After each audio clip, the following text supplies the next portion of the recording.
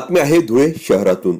धुळे शहरातील मतदान केंद्रावर पैसे वाटप करणाऱ्या तरुणाला नागरिकांनी चोप दिला।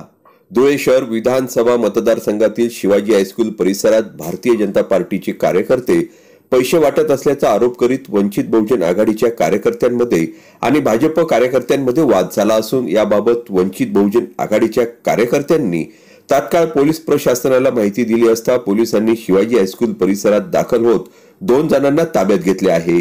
तसेच यावेळी सदर पैसे वाटप करणाऱ्या तरुणाला मतदान केंद्रावर असणाऱ्या नागरिकांनी चांगला चोप देत पोलिसांच्या स्वाधीन केले आहे।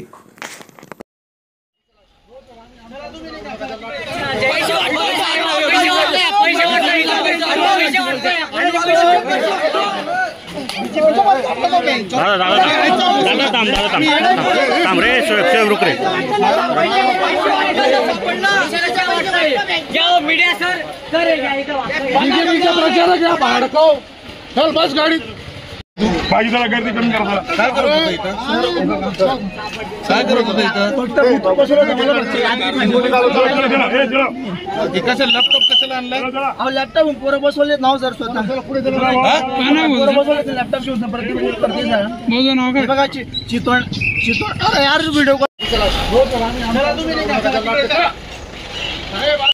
नाव सांगतोय तुझ्या केडकाकडे पैसे घ्यायला आले सर। काय बोलणार तू? काय बोलणार? बीजेपीचे पैसे घ्यायला आलेलो